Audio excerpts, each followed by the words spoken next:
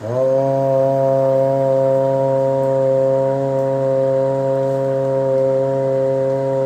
नमो नारायणाय।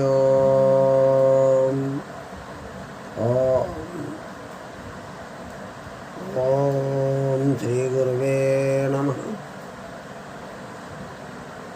सर्वेभ्यो ब्राह्मणभ्यो नमः।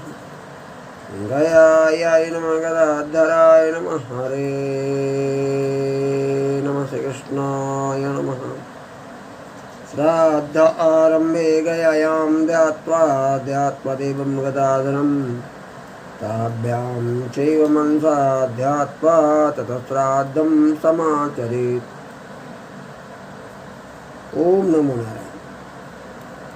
नारायण ये सेवक पुनः आज एक उद्देश्य के साथ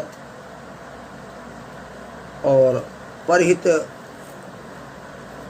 सरस धर्म नहीं दूजा वसुधैव कुटुंबकम को दृष्टिगत करते हुए उपस्थित है सेवक, और कुछ अपने गया तीर्थ एवं घर पर किए जाने वाला श्राद्ध का जानकारी जो सेवक को अल्प रूप में ज्ञात है वह इस वीडियो में यूट्यूब के माध्यम से अब परिवारों तक पहुंचाने का प्रयास किया जा रहा है।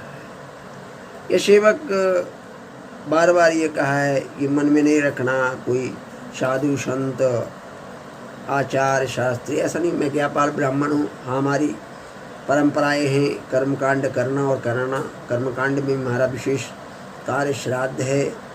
मैं आज ये कहना चाहता हूँ आप लोगों को, जो गया आने में बहुत सा ब्रह्म भाव उत्पन्न होता है,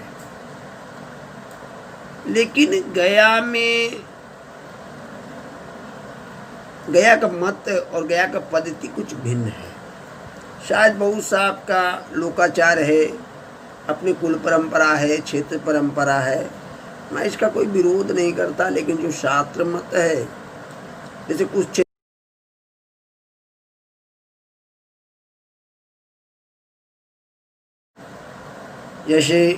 क्षेत्र में उठावनी, उसके बाद ये 3 वर्ष का पटा का प्रचलन है, लेकिन शास्त्र में ऐसा आदेश नहीं है। एक तो हम अपने धर्म के विरुद्ध कुछ लोग ऐसे कर रहे हैं, शौच में या श्राद्ध कर्म में, कि अमुक पंथ, अमुक भात, अमुक भाव को लेकर के हम जल्दी से जल्दी निपट ले। तो इसका कारण आज एक ऐसा काल विकराल रूप प्रत्यक्ष हो रहा है, और इसके कारण जितने लोग बचने के चक्कर में फंस रहे हैं, शारीरिक आर्थिक मानसिक दौड़ रहे हैं ज्योतिष के यहाँ, ब्राह्मण के यहाँ, डॉक्टर के यहाँ, लेकिन फिर भी ज्ञान नहीं। ये बार बार सेवक का निवेदन, आग्रह और शास्त्र से जुड़ी जानकारी आपको पहुंचाने का प्रयास रहता है। एक ही उद्देश्य है जीवन का, कि अपने जो आदि परंपरा अर्थात आदि आयुर्वेद आप लोगों को जानना चाहिए।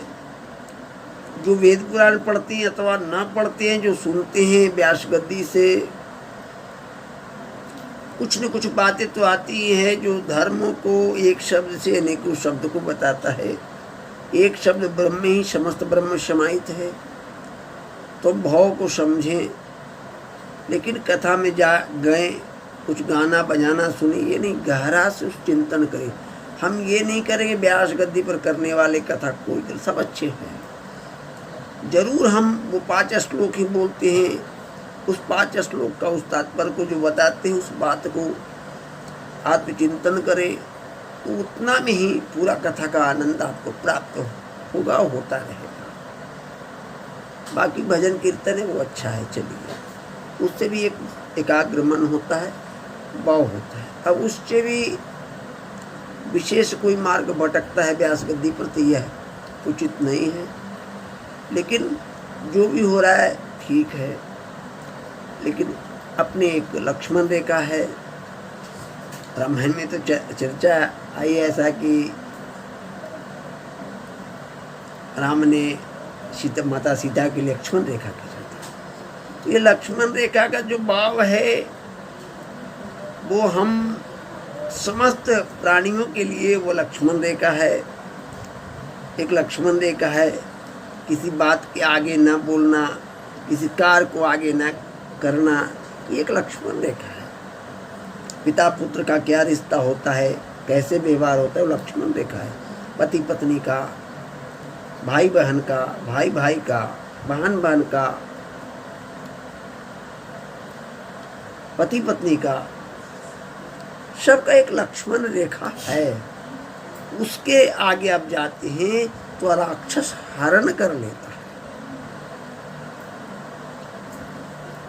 तो इस हरण से बचना है तो अपनी लक्ष्मण रेखा के अंदर रह करके किसी कार्य को करे, वो मंदिर हो या किसी स्थान हो, व्यास गद्दी हो, पूजा कर्म कथा हम करते हैं तो करना चाहिए। वैसे यह सेवक कोई कथा वार्ता तो करता नहीं है, बस अपने गया के पास में ही अपना आदि हमारा परंपरा है विष्णुपद का सेवा करना और पितृ प्रेत से जुड़े कार्यों को कराना, उसके श्राद्ध के निवारणार्थ कराना, और अपना जो अल्प नारायण भजन है वो करना। और पास में ही अपना गृह है, एक झोपड़ी है, उसमें यह सेवा ब्राह्मण का कार्य ही कहा है। ज़्यादा क्या करेगा, जो नारायण दिया वो सही है। और ब्राह्मण को ऐसा ही चाहिए, जो दिया नारायण दिया, दुख दिया नारायण दिया, सुख दिया नारायण दिया, जो दिया नारायण दिया, और नारायण जो दिया वो अच्छा दिया।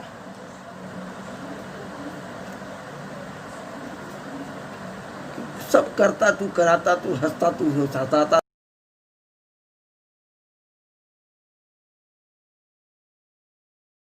तू, जिलाता तू, भजता तू, बजाता तू,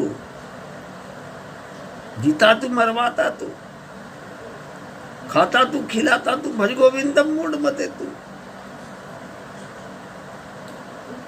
तो सब कर रहे हैं नारायण। लेकिन कुछ जो नारायण के द्वारा ऋषियों ने जो प्राप्त किया, संतों ने जो प्राप्त किया, ब्राह्मणों ने जो प्राप्त किया, जो वेद में प्रतिपादित, पुराणों में प्रतिपादित कराया, उस श्रुति स्मृति को, उसको मुझे समझना है। वही हमारा मूल परंपरा है। मूल परंपरा में आप आएंगे तो स्वस्थ जीवन, सुखी परिवार, इससे अच्छा मार्ग नहीं मिलेगा। शायद आप धन संपदा आपका अरबों अरब हो जाएगा, वो सुख नहीं मिलेगा आप जब नारायण को हटा कर चले।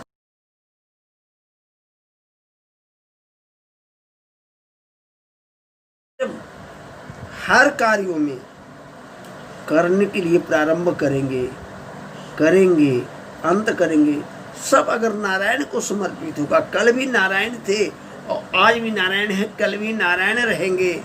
अरे हम तो क्षण भंगुर हैं, आए हैं, आगे थे न बाद में रहेंगे, बीच में ही थोड़ा है, फिर आए हैं जहाँ से जाना है वहीं। इस भाव को बार बार लाना यही भक्ति मार्ग है। और जो शास्त्र का आदेश है उसके अनुसार कर्म करना। कोई धन लेके आया न गया, ठीक है, कुछ कमेंट करता हूँ आते कि कथा वार्ता कराने वाले पंडित जी अमुक पैसा मांगते, अमुक धन मांगते, तो सारे ब्राह्मण संत तो है नहीं, गृहस्थ भी तो हैं, दिन रात आपका ही सेवा करते हैं, पूजा पाठ उसी भगवान के नारायण के करते हैं, तो उनका 10% खाने का मुझे अधिकार है यापन के लिए। मैं ज़्यादा नहीं, 90 मुझे नहीं, 10%, 100 में 10, बाकी 90 नारायण का। मैं उन्हीं का सेवा कर, दिन रात उन्हीं के मार्ग पर चल रहा हूं, तो उनके द्वारा प्राप्त उस अन्न धन को 10% अपने आपन के लिए मुझे करना है, वो भगवान जानते हैं, ऐसा नहीं है। मूल विषय पितृपर्व आ रहा है और हमने भी बताया आपको कि शास्त्र और लौकिकता, क्षेत्रज्ञता, गृह परंपरा। लेकिन गया यात्रा के लिए अभी जो पितृपर्व आ रहा है 1 सितंबर से, ये महापर्व में एक पर्व है पितृ के लिए। वैसे लोग आना ना आना वो अपना बात है, लेकिन शास्त्र कहता है कि समय आ जाए तो ऐसे कार्यों में, यात्रा में देर न करना चाहिए। खास करके पितृदोष, पितृव्याधि, पितृव्याधि यानी पितृदोष, अर्थात पितृदोष मतलब पितृव्याधि माने पितृप्रेत, अनेक भाव है यहाँ।